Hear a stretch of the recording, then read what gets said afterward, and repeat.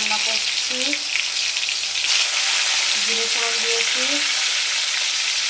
একটু পেঁয়াজ কুচিয়ে দিয়ে দিই, একটু অন্যরকম করে করব।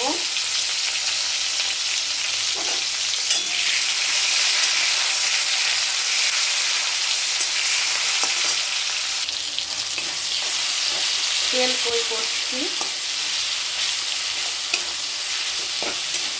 ভালো করে মশলাটাকে কষে নিচ্ছি।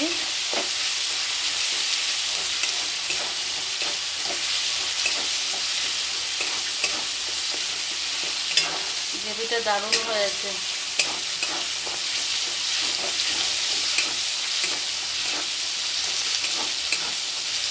টমেটো দিয়েছে, আর একটু দিয়ে দিই টমেটো।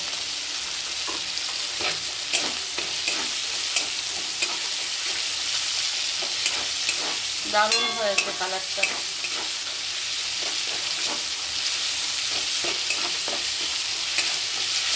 নুন হলুদ দিয়ে দিয়েছি।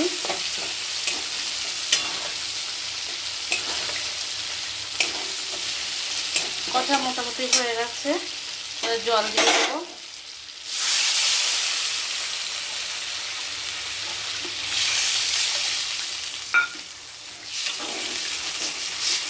মাছ তো ভাজা হয়ে গেছে। এরপরে কই মাছ ভাপাটা করব, ডিমটা সবার লাস্টে করব।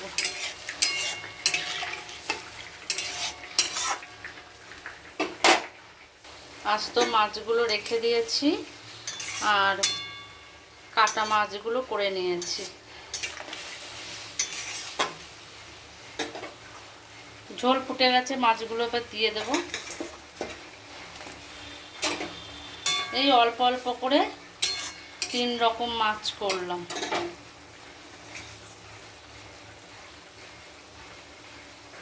কই মাছ ভাপা করব, মশলাটাকে ভালো করে মেখে নিয়েছি। ভালো করে মেখে নিই, পোস্ত শস্য আর দিয়েছি অল্প পেঁয়াজ বাটা, একটু জিরে গুঁড়ো দিয়েছি, লঙ্কা পেস্ট করে নিয়েছি। এখন ঝোলটা হতে হতে আমি এইদিকে একটু রেডি করে নিই। মশলাটাকে ভালো করে মেখে নিই।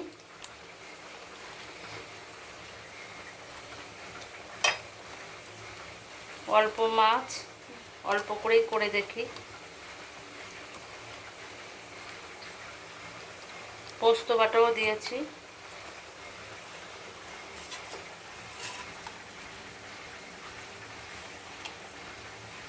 কাঁচা সরষের তেলও দিয়ে দেব। আমি যা পারি বন্ধুরা তোমাদের সাথে একটু শেয়ার করি। খুব ভালো না পারলেও একটু করার চেষ্টা করি। আমার রান্না দেখাতে খুবই ভালো লাগে, কিছু পায় আর না পায়।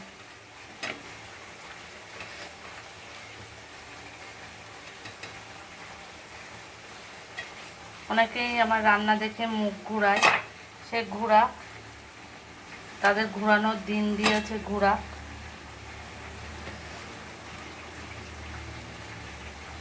একটু পোস্তর জল ছিল, একটু দিয়ে দিই।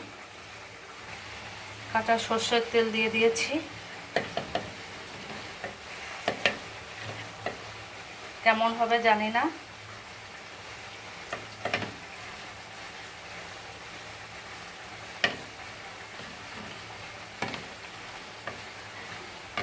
তোমাদের ভালোবাসা থাকলে আমি এগোতে পারবো। কাঁচা লঙ্কাগুলো একটু সাজিয়ে দিই।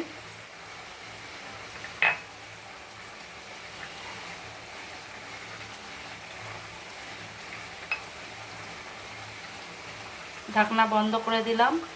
তেল কই রেডি হয়ে গেছে, এবার নামিয়ে ফেলবো। দারুণ হয়েছে।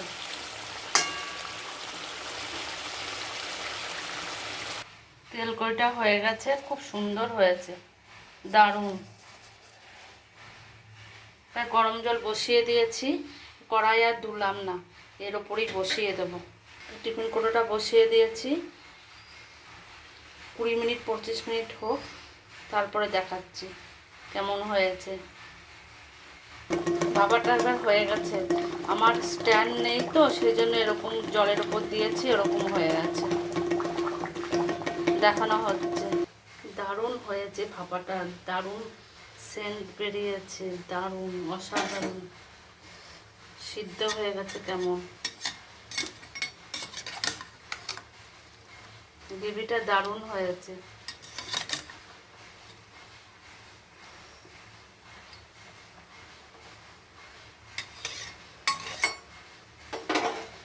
তোমরাও বাড়িতে এরকম করে দেখো। টমেটোটা দিতে ভুলে গেছে, অনেক কাটা করেছিলাম, কেটেছিলাম। সবাই ভালো থেকো। এই পর্যন্ত। আর ডিমের ঝোলটা হচ্ছে।